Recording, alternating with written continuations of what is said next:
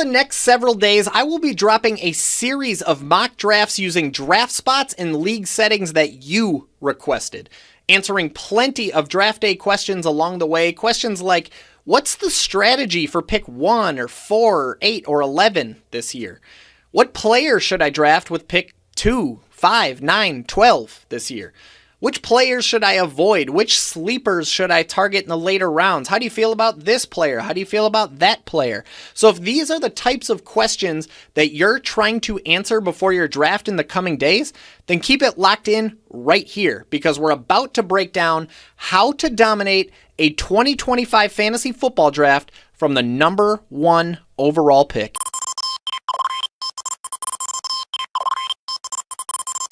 There is arguably no better feeling in fantasy football than when you land an absolute steal. You get my 2025 fantasy football draft dominator, which is jam-packed with strategy and analysis for 250 plus players.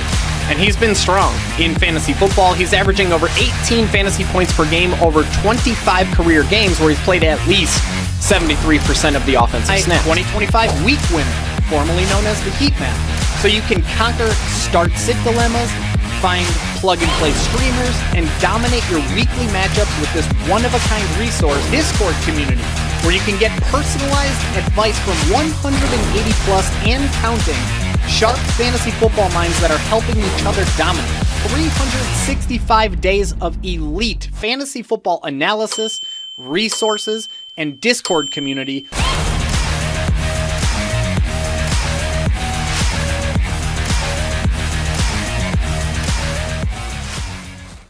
What is up, my friend?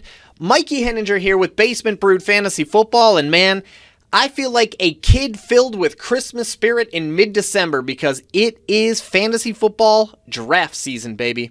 Now, every August, my phone, my DMs, my email inbox, all of those things tend to blow up with flocks of fantasy football questions.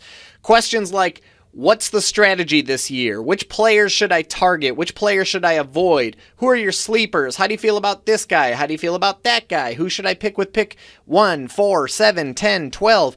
You name it, I probably have that question in one of my inboxes right now as we speak. So here's the plan. Over the next several days, I'm going to be dropping a series of mock drafts answering as many of these questions as I possibly can right here on YouTube or wherever you get your podcasts. And because I'm beyond grateful for everybody who's backed this dream of mine, everybody who's backed this small business, everybody who supported Basement Brewed Fantasy Football, most of these mock drafts are going to be built around formats that were requested by members of the Basement Brewed Fantasy Football family. Now, before we begin, you might want to familiarize yourself with my general philosophy, my general draft strategy for a typical 2025 fantasy football league. And if that's the case, press pause on this episode and simply listen to my last episode where I discuss my general philosophy, my general draft strategy on quarterbacks, running backs, wide receivers, and tight ends. Now, as for today's mock, we're going to start out with my guy, Brian O'Hare, a.k.a. Otta Baby It's a Boy, as he's known in the Basement Brewed Fantasy Football Discord community. Now, Brian emailed me and he said, Mikey, I've got the number 1 pick this year for my league. There's 12 teams. It's a PPR league. Start 1 quarterback, 2 running backs, 3 wide receivers, 1 tight end, 2 flex, which is key that we're going to come back to in just a minute, and 1 defense with 6 different bench spots. We eliminated kickers this year in favor of an extra flex spot. I intend to build around Jamar Chase. We'll see about that. And I'm curious to see how you would do it. Well, then let's do it. Let's build an elite fantasy football team from the number 1 spot that will dominate fantasy football leagues in 2025. Are you a software wizard? A code ninja? A forge master? Or maybe even just a mad scientist? Then come build your career ladder with Infinity Labs, an award-winning technology company, best place to work, and business of the year with best-in-class benefits and compensation. Visit i-labs.tech. That's i-labs.tech today where you can learn more about Infinity Labs, our expanding national presence, and why the status quo has no hold on us. All right, let's get this party started. Now, we get to kick this thing off with our choice of any player that we want. And Brian seems convinced that we're going to be taking Ja'Marr Chase and building around him. But is that the right decision? Now, what you're looking at here, this is my 2025 Draft Dominator. Now, this thing includes tiers, rankings, and player profiles for 240 quarterbacks, running backs, wide receivers, and tight ends. Not to mention an ADP tracker and stop-and-go traffic lights that suggest the perfect time and perfect opportunity to draft the guy that you're targeting. Now, this is what this is what hundreds of Basement Brood Fantasy Football members are using to dominate their drafts and walk out of draft day with the best team in the entire league. And by the way, this thing isn't just a bland list of rankings that some dude whipped together in 10 minutes based off their opinions and what their gut is telling them. Instead, this thing is built with data. It's backed by literal hundreds of hours of research and over 1,000 real money fantasy football drafts that I've done in 2025 with a few $1,000s on the line this year in 2025. Now, you'll see here that there are tiers that are going to help you identify similarly grouped players that could theoretically be ranked in any order. Like, you're literally splitting hairs between the guys in these tiers. There's rankings to help you with player A or player B decisions when you just can't choose. There's deep analysis for any player that you could possibly want if you want to study up on their 2025 outlook. And there's a heck of a lot more that I'm sure we're going to touch on as this episode goes on. We're going to be touching on a lot of this stuff at some point today. But as for this decision, is Ja'Marr Chase the right decision with pick 101? Now, the first consideration when making this decision is roster construction, right? This is where we have to invest our most important pick. So the first consideration is roster construction. How do we want to build our roster? Because this first pick is basically going to dictate and determine the rest of our picks from this point. Now, as I mentioned in my last episode, the best place to start looking is at the league settings and at the league format. And in Brian's case, there is a noteworthy differentiator from many other typical leagues that make nailing this pick even more important. Now, the good news is that at the very same time, the very same differentiator that makes nailing this pick even more important, it also makes this decision a little bit easier. You see, while there are some leagues that start only 2 wide receivers and 1 flex spot, Brian's league starts 3 wide receivers and 2 flex spots on a team that starts a maximum of 10 players per week in a points per reception league. That means that wide receivers could take up to 50% of any team's starting lineup in any given week, while running backs could max out at 40%, tight ends would max out at 20%, and quarterbacks would max out at 10%. Wide receivers can take up the most space in any team's starting lineup in any given week, and in a PPR league where every catch matters, that's a pretty important number to be aware of. Now think about it. If you walk out of this draft with the best wide receiver room in the entire league, you're walking out of the draft with a weekly advantage at the most high demand position in your entire league. It's a considerable edge over the other 11 guys and gals in your league. So, in Brian's particular league, I would be leaning towards a wide receiver with this pick if there are any in the best available tier. And of course, this is the first overall pick, so we can choose any player we want. And there are wide receivers in this best available tier. Now, as you can see in the draft guide, Tier 1 includes Ja'Marr Chase, Bijan Robinson, and Justin Jefferson. So ultimately, I'm trying to choose between those 3 guys. Now, while you can obviously make the case for Bijan Robinson, we've already determined that building around wide receivers is the direction that we want to go in this draft. But Do we go for Jamar Chase, or do we go for his college teammate, Justin Jefferson? Now, as you can see here, I have Jamar Chase ranked number 1 overall, which could easily be the end of this conversation. He's quite literally the best available player in my rankings. But if you wanted to do a comparison between the two, all you need to do is simply double click or press enter on either player's name, and you're going to get a full 2025 analysis for that player. So for Jamar Chase, bottom line, elite wide receiver 1 with an overall wide receiver 1 in any given week, any given year. He's averaging over 20 points and 9 targets per game in 62 career games that he's played with Joe Burrow. He has a safe floor, scoring 13 or more PPR points in about 75% of his games with Joe Burrow. He has a great ceiling, scoring 25 or more PPR points in about 25% of his games. We know about his week-winning elite explosive ceiling, where he's scoring 32 or more PPR points in 11% of the games that he plays with Joe Burrow at quarterback. As for Vegas projections, he is plus 1,000 to win Offensive Player of the Year. He's plus 600 to lead the NFL in receiving yards. He's projected for about 1,300 receiving yards. He's projected for about 10.5 touchdowns.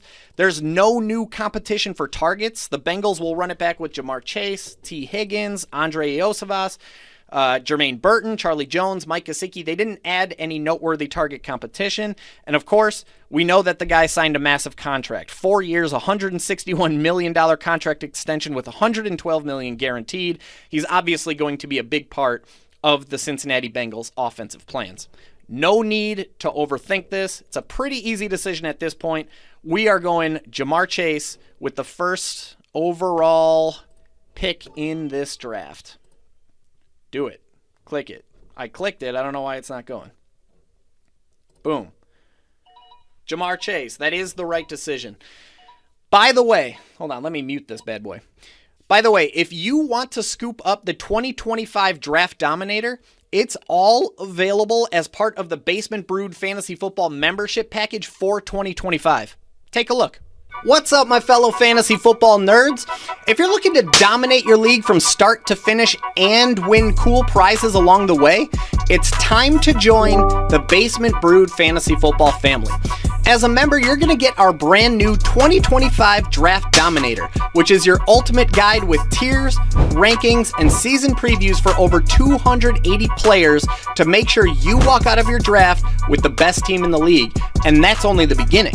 You're also going to get our 2025 Week Winner, which gives you contextual matchup analysis for every single player in every single game, every single week, so that you can conquer those difficult start-sit dilemmas and dominate your weekly matchups.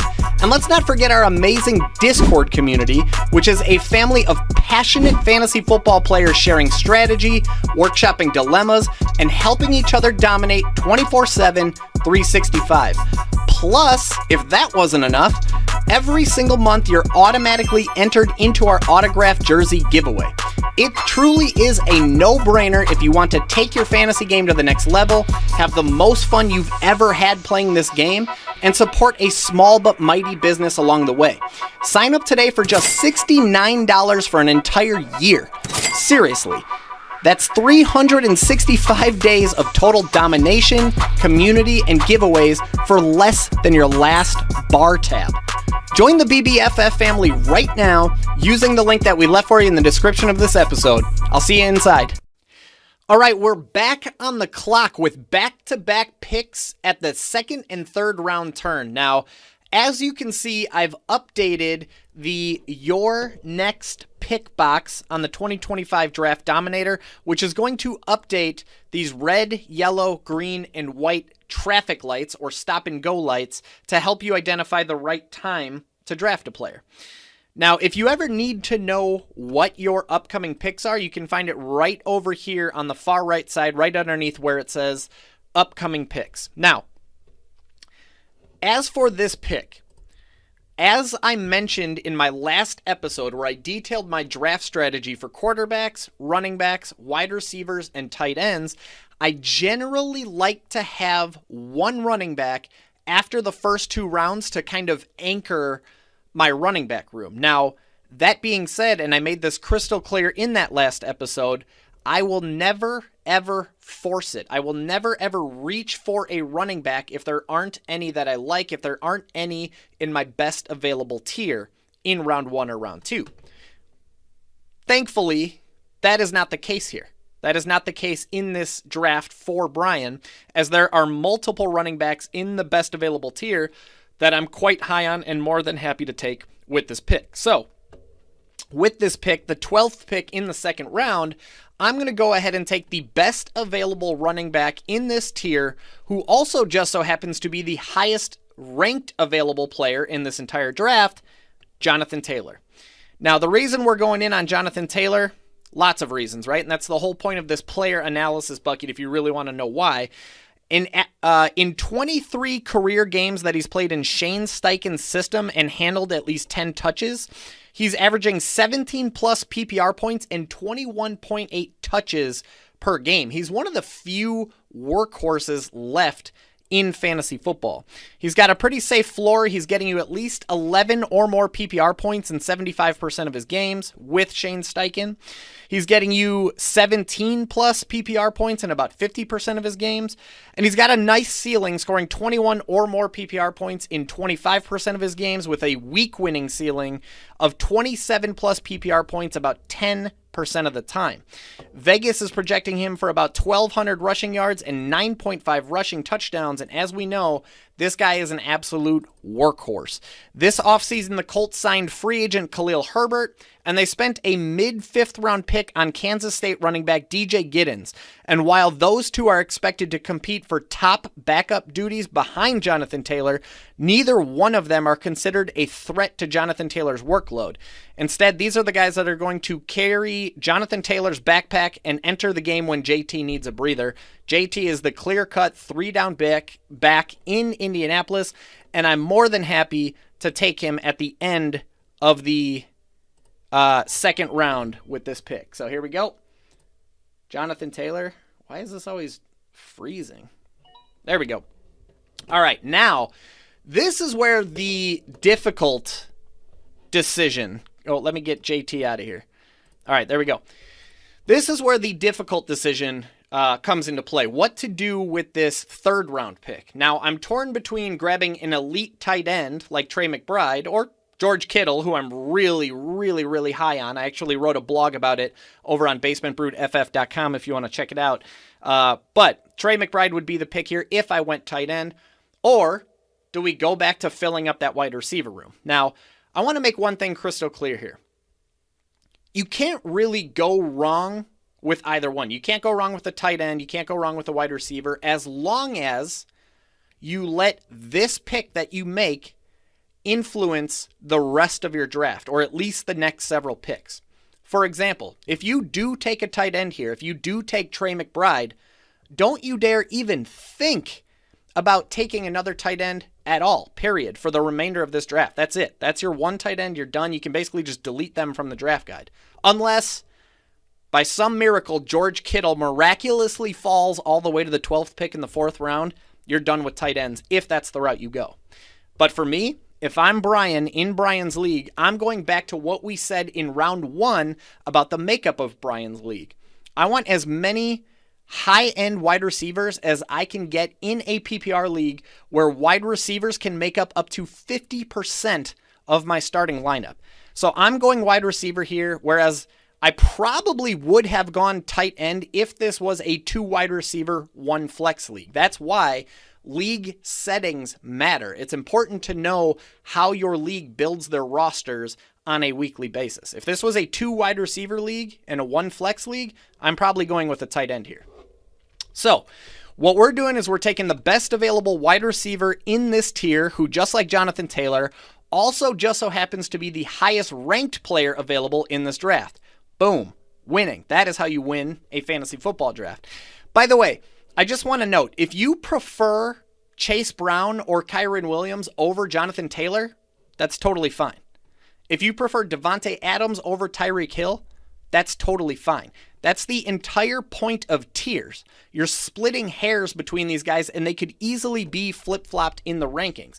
But if you're drafting inside the tier, you're giving yourself the best opportunity to win. You're not jumping to the next tier. Okay, so if you like Chase Brown or Kyron Williams over JT, take him. If you like Devontae Adams over Tyreek Hill, take him. But for me, I'm going JT and I'm going Tyreek Hill, and I'm feeling really good about how we started this draft over the first 3 rounds. Oh, man. I cannot believe what I'm seeing here. Now, I realize that this is just a mock draft, but I pray that this happens for Brian. These are going to be the easiest 2 draft picks of the entire draft. Now, for starters, I have no clue what George Kittle is doing here available at the end of the 4th round, but that's an absolute auto pick.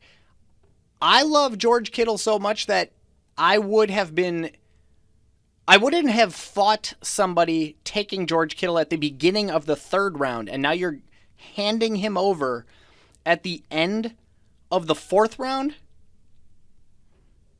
Whew. My goodness.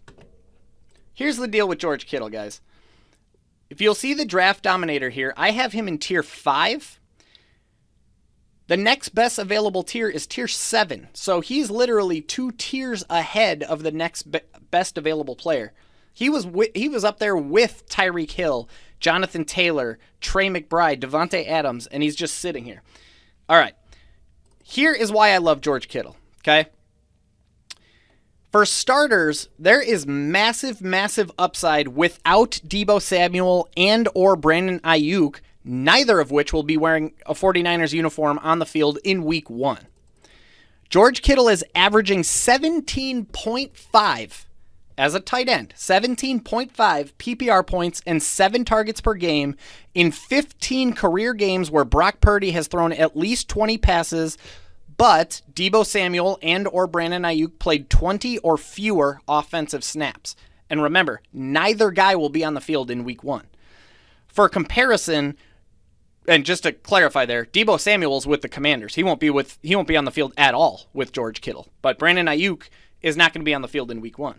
Now, for comparison, George Kittle averaged 13.2 PPR points and 5.3 targets in 21 career games where Purdy threw at least 20 passes and Deebo Samuel and Brandon Ayuk played at least 35 offensive snaps. So he averaged 13 PPR points per game with Deebo and Ayuk, and that number launched to 17.5 in games that Deebo and or Brandon Ayuk missed. And neither guy is going to be on the field in week 1.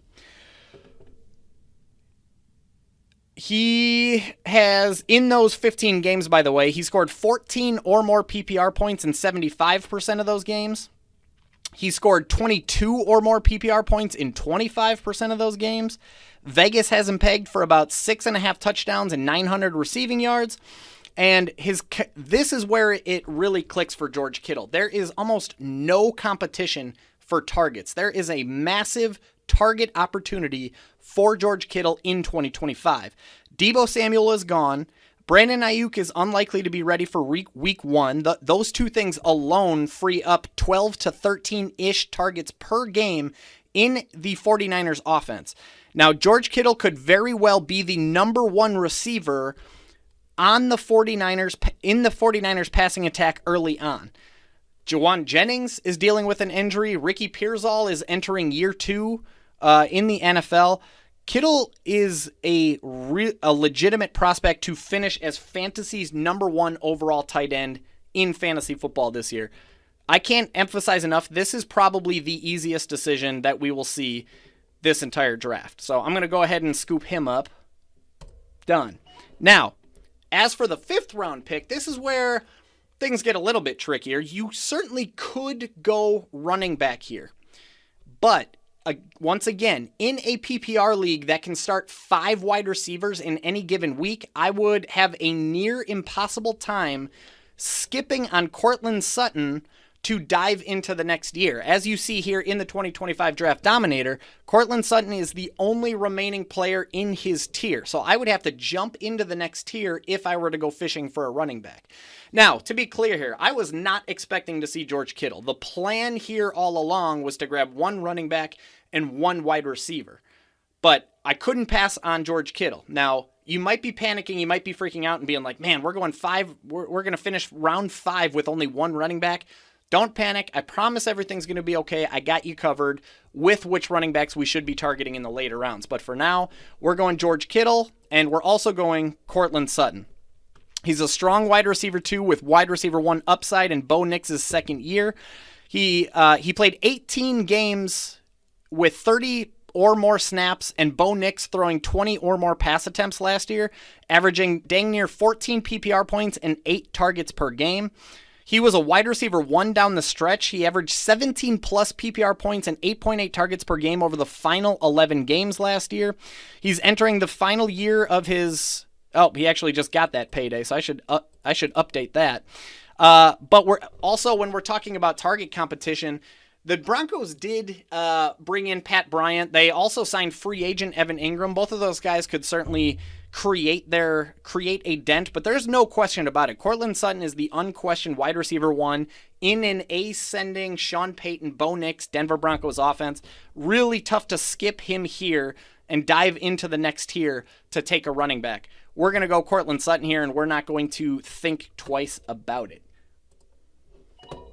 If you're ready for a real challenge, you got to check out Gonzo Sports. I had a chance to meet the guys behind it, 3 longtime players who loved Gonzo so much that they purchased it in 2021 to keep it going. You see, Gonzo's been around since 1983 with a one-of-a-kind scoring system that's not your typical PPR league. In fact, this thing will test even the most seasoned of fantasy football veterans. And the community? Incredible. You see, some leagues have been running for 30 plus years. We're talking real rivalries, deep strategy, and fantasy managers who treat it like it's a second job in a good way. Drafts start on August 21st, so sign up now at gonzosports.com using promo code BBFF at checkout for $50 off your first dynasty. All right, we're back on the clock at the round 6, round 7 turn, aka pick 72 and 73 overall. And I gotta tell you, this thing is going about as perfectly as possible. I sincerely pray that this is how it goes for Brian in his real draft. Now, with 1 running back, 3 wide receivers, and 1 tight end after the first 5 rounds, the plan here at the turn all along has been to draft 1 running back and 1 wide receiver so long as we don't have to jump several tiers to get those guys. And once again, these 2 picks that we're about to make are dang near auto picks. Remember about 19 seconds ago when I mentioned that we're on picks 72 and 73 overall? Check out the ranking of the best 2 guys available in the 2025 Draft Dominator. 49 and 54. And we're on picks 72 and 73, and we're looking at guys ranked 49 and 54. DeAndre Swift and Calvin Ridley. Now, these are 2 guys that in best ball drafts, by the way, sharp best ball drafts where really good fantasy football players play fantasy football, you have to spend a 5th or sometimes even 4th round draft pick to get these guys. And here you are getting them at the end of the 6th round in the early 7th round. And I am hammering DeAndre Swift this year, by the way. Bottom line, DeAndre Swift is a rock-solid RB2 with RB1 upside in any given week. Now, there have been 59 career games where he handled at least 10 or more touches, and in those games, he's averaged 15 plus PPR points and almost 17 touches per game. He's getting you about 15 or more PPR points in about 50% of his games, and he has a week winning ceiling getting you 27 or more PPR points about 10% of the time. Now, the interesting thing with DeAndre Swift this year is that he has a new and much improved coaching staff, but it's also a somewhat old coaching staff for him because he's worked with their new offensive coordinator, Ben Johnson, in the past. Now, Ben Johnson himself is arguably the top offensive mind in all of football, and he is now the one calling the shots in Chicago. When he was in Detroit, the Lions finished top 13 in rushing attempts, top 11 in rushing yards, and top 3 in rushing touchdowns in all 3 seasons that Ben Johnson was the offensive coordinator for the Detroit Lions. Better yet, they finished top 7 in rushing attempts, top 5 in rushing yards, and top 2 in rushing touchdowns in each of the last 2 seasons. In 2024, Jahmyr Gibbs was Fantasy's RB number 1, while David Montgomery was Fantasy's RB 18. In 2023, Gibbs was Fantasy's RB 10 and Montgomery was RB 17. In 2022, Jamal Williams was RB 13 and DeAndre Swift himself was RB 21, which leads me to the next chapter in the 2025 Draft Dominator. In 7 games under Ben Johnson in 2022, where DeAndre Swift handled a minimum of 10 touches, he averaged dang near 14 touches and 5.4 targets and dang near 18 PPR points per game. That said, it's interesting, if nothing else, that DeAndre Swift handled significantly less touches than Jamal Williams, and DeAndre Swift wasn't back with the team the following year, leading many people to believe that Ben Johnson is sour on DeAndre Swift. But off-season reports have been nothing but positive, giving us confidence that DeAndre Swift will get a legitimate chance to be the Bears' RB1 in what could be one of the most explosive offenses in football if they click under Ben Johnson. And when you look at his competition for touches, you got Rashawn Johnson, who is a good bet to be more involved in 2025 than he was in 2024. And the Bears spent a 7th-round pick on Rutgers running back Kyle Monangai. But Swift should be a good bet for 15-ish touches per game, health permitting.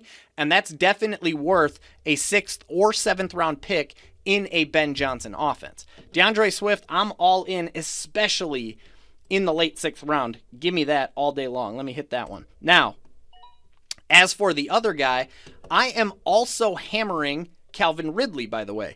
I actually have a 22% exposure rate to him after 1,000 plus best ball drafts this year.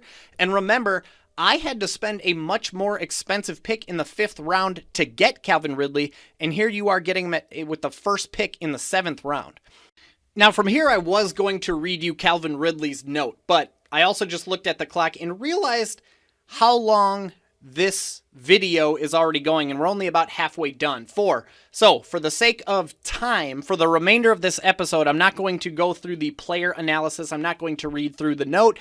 Of course, anytime you want, you are more than welcome to scoop up the 2025 Draft Dominator, which is all part of the 2025 Basement Brood Fantasy Football membership package, and you can read literally any player that you want, but you get the idea of what you can find inside those player analyses. So, here we're going DeAndre Swift, we're going Calvin Ridley, and we're leaving round 7 with 2 quarterbacks, 4 wide receivers, and 1 tight end. Now, if you're panicking about quarterback, don't.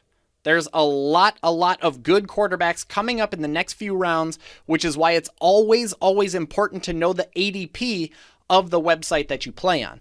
We are going to potentially be targeting our first quarterback at the round 8 or round 9 turn if a quarterback that we like is there, namely Kyler Murray, if he's there. Otherwise, Baker Mayfield is not going to be available, most likely by the looks of ADP. Jared Goff is not a guy that I intend to reach for. Neither is Herbert, Brock Purdy. So Dak Prescott is a guy I could be interested in, but Kyler Murray is the main target. So without further ado, let's see what happens.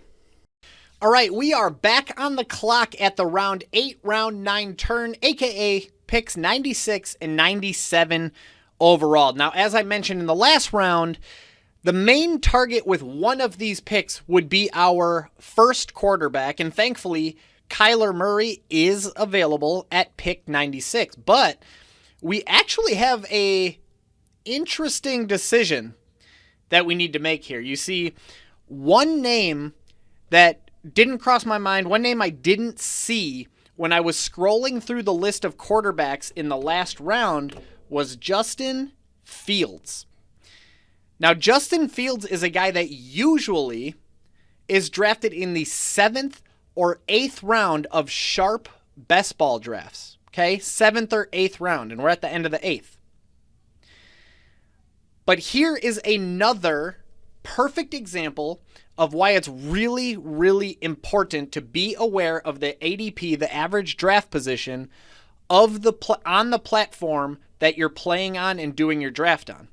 Because while Justin Fields is a 7th or 8th round pick in sharp best ball drafts, he is apparently going around pick 147 on Sleeper. 147. That is literally a 13th round draft pick on a guy that you can usually get or have to spend a 7th or 8th round pick if you want to get him in a sharp best ball draft.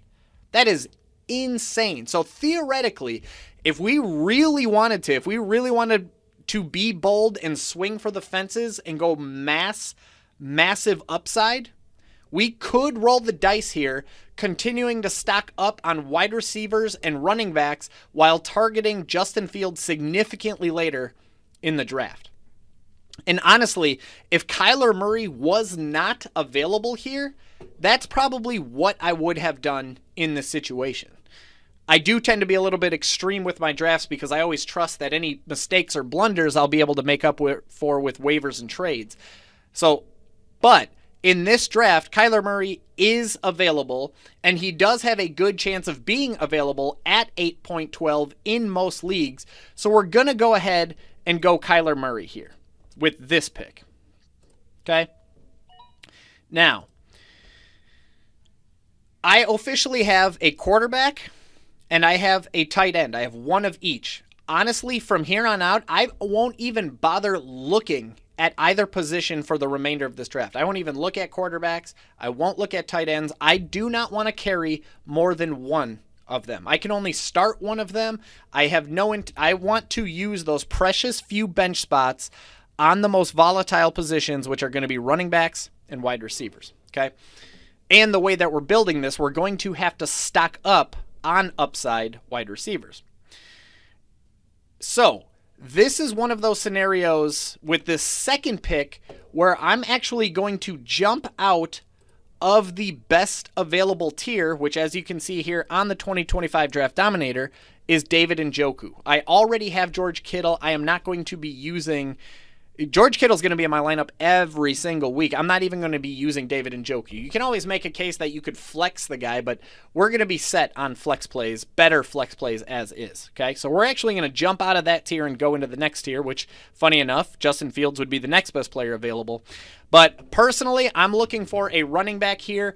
I really, really love Jaylen Warren as a value pick this year. He's being drafted behind Caleb Johnson, even though he could very well be the RB1 in year one. In Caleb Johnson's first year with the Pittsburgh Steelers. I'm more than happy to take Jaylen Warren, great pass-catching running back, as my third running back in this draft. Easy selection here. All right, we are back on the clock at the 10th and 11th round turn, aka picks 120 and 121 overall. And we're entering this pick with one quarterback, 3 running backs, 4 wide receivers, and 1 tight end. Quite frankly, I wish we had one more wide receiver at this stage of the draft. I feel like George Kittle at the end of the 4th round kind of screwed that up a little bit, but it's a really good problem to have. Now, I want to go ahead and keep adding running backs and wide receivers, and I got to be honest, I am always excited when I see Ramondre Stevenson available in the 11th round. Now, I know Tre'Veon Henderson has looked great in the preseason, but Ramondre Stevenson is not just going away. In fact, I recently raved about him. I gushed about Ramondre Stevenson in the Basement Brood Fantasy Football Discord community. Here, check this out. Look at it. This is all about Ramondre Stevenson right here. ADP, his ADP, 11th round. His over-under for rushing yards, 725. Tre'Veon Henderson's ADP, 6th round. His over-under for rushing yards, 700. Players with a lower rushing yard projection than Ramondre Stevenson, who has an 11th round ADP.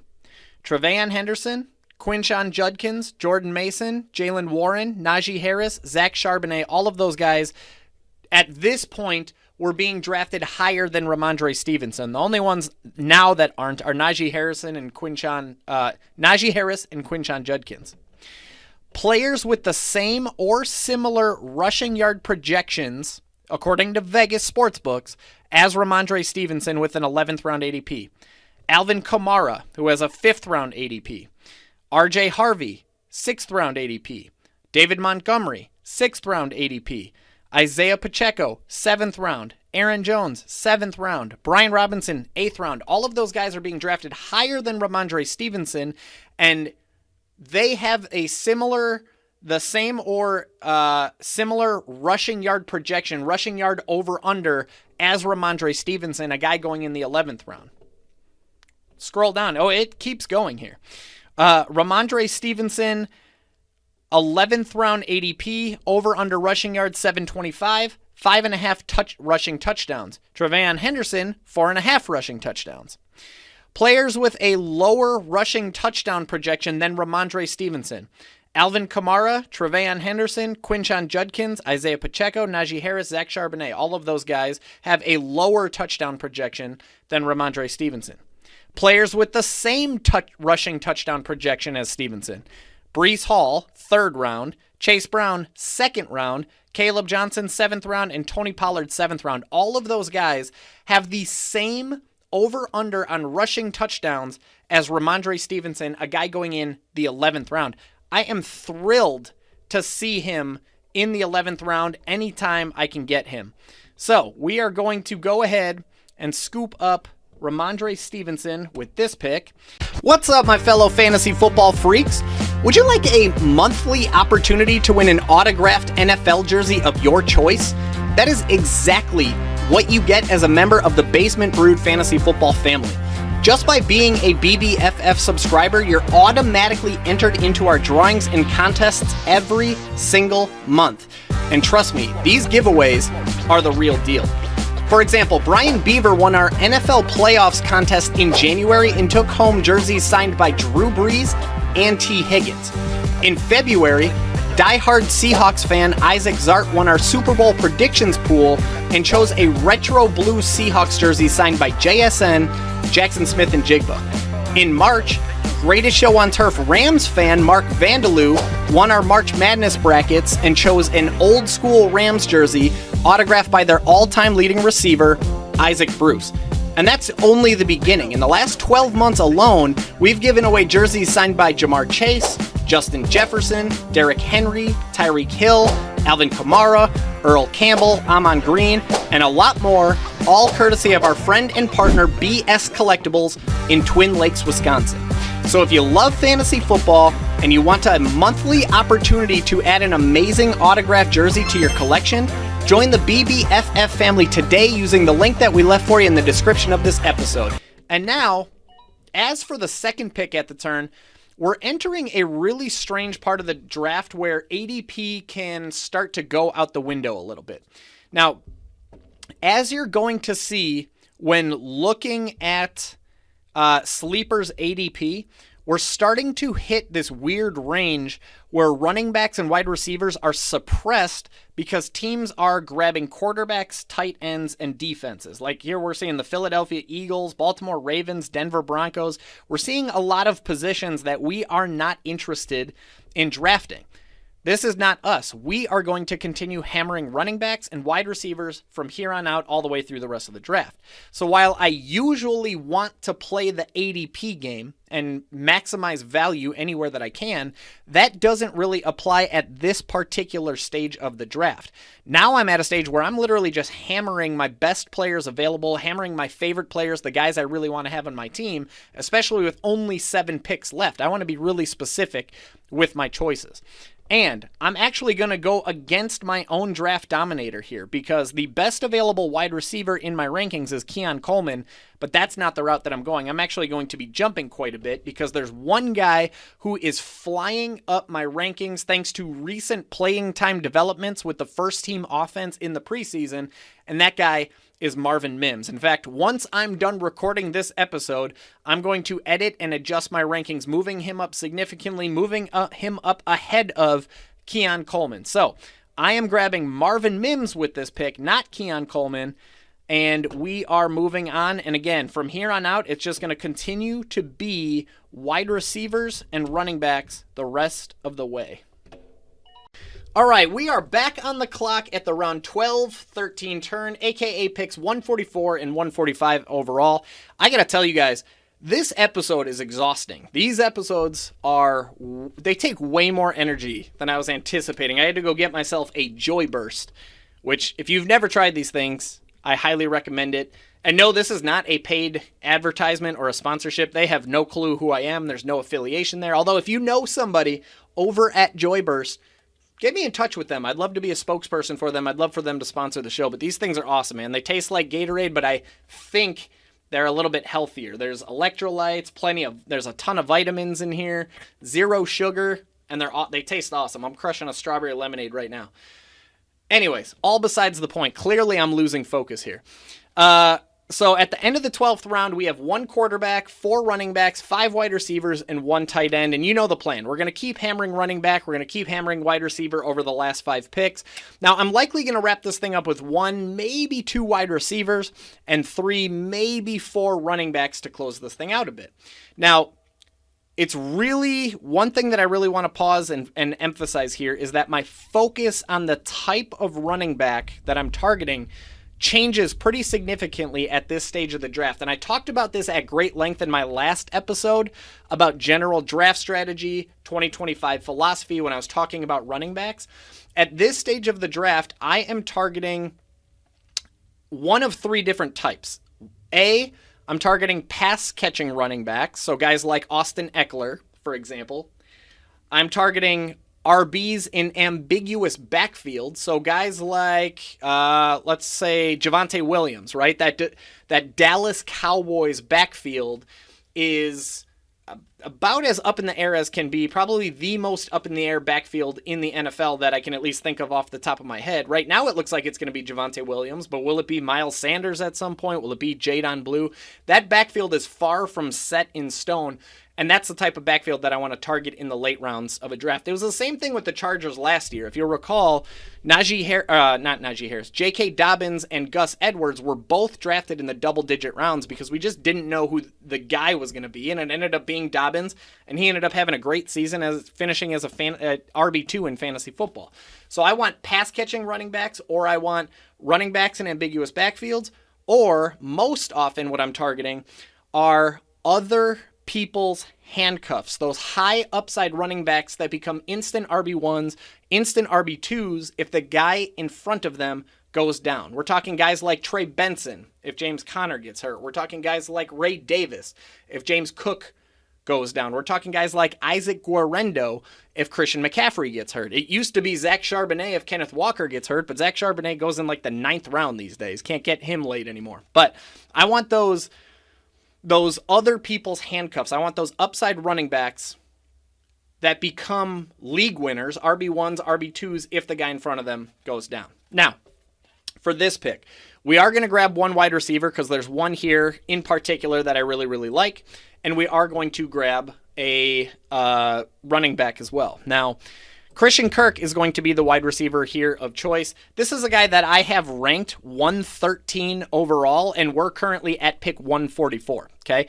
So a great value here. This is a sneaky bet for some terrific PPR production as CJ Stroud's slot option. He could very well be the number 2 behind Nico Collins if it's not Jaden Higgins. Plenty of upside that you can feel good about drafting this late in the draft with Christian Kirk. So we're going to go ahead and grab him. And then we are going to grab one of those upside running backs, either Trey Benson, Ray Davis. You see I got Bashal Tutin in here. I'm going to be going with Trey Benson here. The likelihood of James Conner's 30-year-old body and all of the work that he has on his NFL resume, the likelihood of his body falling apart a little bit and missing some time with an injury, I like Trey Benson's chances of having a couple weeks where he's going to have 15-plus touches as opposed to James Cook, who's still a bit younger of a running back. But ultimately, you can't go wrong with either one of these guys. They're the same type of prototype in terms of the type of profile that you're going for. But I'm going to go with Trey Benson here to go along with my Christian Kirk, and we are going to send it to round 14, where we're still going to continue to target running backs and wide receivers the rest of the way. All right, we are back on the clock at the end of the 14th round, start of the 15th round, also known as picks 168, 169. We got 3 selections left. Now we have 1 quarterback, 5 running backs, 6 wide receivers, 1 tight end. One thing I forgot to mention to you is that Brian's league does start 1 defense every single week. We are not going to draft the defense, and not because we're just having fun, not because this is a mock. I do not draft defenses. I do not draft kickers unless I'm forced to draft a defense and I'm forced to draft a kicker, in which case they're my very last 2 picks of the entire draft. The only way that's any different is if there's some sort of penalty or some sort of league rule where you must keep a specific position for a specific amount of time. But in a typical, ordinary, regular league with regular waivers, I'm not even bothering with a kicker. I'm not even bothering with a defense. Instead, I'm just streaming my defenses and my kickers every week, all season long. Now, there's a resource that I create called it used to be called the heat map. Now it's called the week winner. It offers contextual analysis for every single player in every single game, every single week, so that you're able to crush some of those nagging start-sit injuries. You're trying to decide between 1 or 2 guys. You come in and read their analysis for the week, and it helps you feel better about the decision that you need to make between those 2 players. One of the tabs in the week winner is a streamers tab, where you're going to come in and see a recommended list of defenses, many of which you'll be able to plug and play off of waivers in a great matchup where that defense should overperform or outperform expectations and get you plenty of points. And we're literally doing this every single week. You just wake up on Wednesday morning, grab the best available defense in the week winner, use it, and dominate your matchup. It's the same thing with kickers. We have a whole kicker streamer cheat sheet. Last year, we were working on a really, really fun experiment. Basement Brewed Fantasy Football members had exclusive access to this research, to this experiment, where we were successfully identifying ahead of time kickers that were going to score double-digit points in their upcoming game. It was actually a really fun, really cool experiment, but this is all available in the week winner, which is available every single week for Basement Brewed Fantasy Football members. This is all part of the membership package that you get, along with the draft guide that we've been doing, along with the Discord channel that we were recently discussing. All of this stuff is included for just $69 per year. But everything I'm getting to, we're not drafting a kicker. We're not wasting that bench spot on a player that frankly doesn't matter for what we're trying to do with our roster. I want to use those precious bench spaces. In this case, there's only 1 because he only starts a defense, but I want to use that precious bench spot on 1 more upside running back that I can hide, stash on my roster, and then I will pick up a kicker the day before a defense the day before week 1. And if I'm not stashing an upside running back, I'm stashing a guy that I can hide on injured reserve, which will open up a bench spot anyway. All right, so you already know the plan. You already know what we are trying to accomplish here, right? We're adding running backs. We're adding wide receivers. By the way, I did want to call out and mention that Justin Fields did, in fact, go, where is he? Here he is, in the 3rd round. He went with the 3rd pick in the 13th round, which is just, it blows my mind because, again, this guy goes in the 7th or 8th round in sharp best ball drafts. So one thing to keep in mind, man, Justin Fields is a terrific double-digit round pick if you can actually get him in the double-digit rounds. But we got Kyler Murray. We're good. Trevor Lawrence and Tua, those guys are still available. It's wild in these streets. We're going to grab 1 more wide receiver because he's available. If he wasn't available, I'd probably finish this thing up with 3 straight running backs. But Cedric Tillman came on really strong at the end of last season. Of course, he did that with Jameis Winston mostly.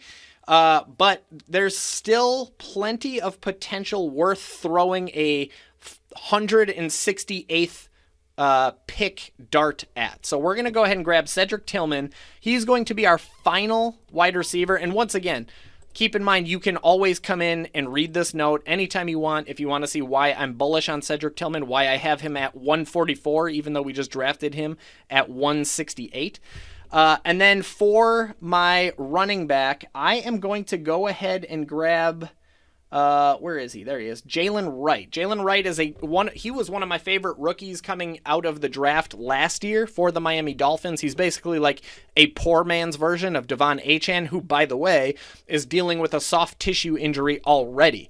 So if this guy can get on the field, if he can get in Mike McDaniel's offense, if he can get some playing time, Jalen Wright he has the upside. He has the potential to take it to the house every time he touches the ball, just like Achane does. So as far as upside goes, it's hard to find much more upside than Jalen Wright in the 15th round.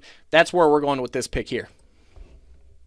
The end is near. This is it. This is the last pick, right? We're at the very tail end of the 16th round. We have 1 quarterback and 1 tight end. We have 6 running backs and 7 wide receivers. We're going to go ahead and even this thing out, making it 7 running backs and 7 wide receivers, finishing with a running back. Now, a couple rounds ago, I talked to you about the prototype, the profile of running back that I'm targeting, right? We're looking for pass-catching running backs. We're looking for running backs in ambiguous backfields, or we're looking for running backs that are potential handcuffs. And if you'll see here, as we look at the list in Sleeper, there's a lot of all of those profiles, some of which actually check multiple boxes. Guys like Woody Marks, right? Joe Mixon is currently dealing with a significant foot injury that's lingering, it's nagging, it's leading up to week 1, and it's creating a lot of question marks in the Houston Texans backfield. And it's not just Joe Mixon, right? Because behind Joe Mixon is it Nick Chubb, who definitely looks like a shell of his former self. Is it the rookie Woody Marks? Is it the once successful Dameon Pierce? That whole backfield is the definition of ambiguous behind Joe Mixon, who we don't know if he's going to be available for week 1. And Woody Marks is arguably already the best pass-catching back of that group, right? So you have a possible pass-catching dynamo in Woody Marks in an ambiguous backfield. There's a lot of intrigue there. Kyle Monanga has been getting a lot of really good reports for the Chicago Bears, but we already have DeAndre Swift. I am anti-handcuff. I'm not going to get into that right now. If you really want to know why I'm not doing handcuffs, go back to my last episode talking about 2025 draft strategy and philosophy. DJ Giddens, again, same thing. Great handcuff for Jonathan Taylor, but we already have Jonathan Taylor, so we're not going there. Devin Neal is somewhat interesting because Austin Eckler, Alvin Kamara is entering his age 30 season. Plenty of mileage on that engine. Brashard Smith is arguably the best pass-catching running back on the Kansas City Chiefs. Keaton Mitchell looked awesome in the preseason for the Baltimore Ravens. Miles Sanders is a part of that ambiguous backfield for the Dallas Cowboys. There really is a lot of routes that you could go, and frankly, I'm pretty good with any of these, but I got to tell you, when we're talking pass-catching and ambiguous backfields, my guy Derek Devereaux is going to love that I'm scooping up Woody Marks with the final pick of this draft. So, to recap, we're looking at Kyler Murray, Jonathan Taylor, DeAndre Swift, Jamar Chase, Tyreek Hill, Courtland Sutton, George Kittle, Calvin Ridley, Jalen Warren, Ramondre Stevenson, Marvin Mims, Christian Kirk, Trey Benson, Cedric Tillman, Jalen Wright, and Woody Marks. Hey, fantasy football kings and queens. Want to show off your drafting skills and perhaps even dunk on me in the process? When you join one of my exclusive best ball leagues over on drafters.com and use promo code BBFF, you're going to get a 100% match on your first deposit all the way up to $100. That means if you put in $10, Drafters will throw in another $10 for free. If you put in $100, Drafters will throw in another $100 for free. It's basically free money to play fantasy football with all the way up to $100, and that's not all. When you join one of my leagues, you're also going to get $10 off an annual membership to my small but mighty business, Basement Brewed Fantasy Football. So not only do you get free money from Drafters, but you also get a sweet discount on your membership to BBFF. It's already a win-win, and that's without even mentioning the cash prize and the bragging rights that you win if you come out on top. So join our latest league using the link that we left for you in the description of this episode. Use promo code BBFF and join me on the fantasy football field. We'll see you there. All in all, I am more than happy with the way that this draft played out. I would say the one thing, not even something that I would do over, because I wouldn't change it. I wouldn't do anything differently than I did. The one thing that's given me a little bit of discomfort is the drop-off in wide receiver after Calvin Ridley. I would have liked to have one more wide receiver in that Calvin Ridley range so that we had 5 really, really strong wide receivers that we could plug and play in our lineup every single week. George Kittle threw a little bit of a wrench into that, right? If we didn't take George Kittle in the 4th round, that wouldn't have happened. Now, again, I wouldn't change a thing. That is a good problem to have. We don't even have to worry about tight end for this entire season. I wouldn't do that differently. It's just something that gives me a little bit of discomfort. Now, in all likelihood, Brian is not going to find George Kittle available at the tail end of the 4th round. And if that happens, Brian, it's the way that this played out, I would feel really good about having 3 wide receivers and 2 running backs after the first 5 rounds, or 4 wide receivers and 1 running back. Either one of those is going to be okay. But again, none of this is a bad thing. It's a good problem to have when you're finding George Kittle at the end of the 4th round. I just wanted to call out the one spot in this draft that maybe could go a little bit differently, and whether or not I would do it again, I wouldn't, but it is something to know about just because it's probably going to look a little bit different in your real, actual draft. That's going to be all for today's episode. If you enjoyed what you saw, if you enjoyed what you listened to, and please listen up, because this part is really important. This part is really helpful for yours truly. Please be sure to give this video a like. Please be sure to drop a comment. Let me know in the comments what I did wrong. Let me know where I screwed up. Let me know what you would do differently. If you want to see more of this content, there is a lot more coming. I'm planning on hammering out a ton of these mock drafts with different settings from different draft spots. It's going to be a ton of fun. There's a lot that's coming down the line. All you got to do is tap that subscribe button to subscribe to the channel and turn on your notifications so you don't miss a thing. That's going to be all for today. I will see you on the fantasy football field very soon. Cheers. This brew's for you.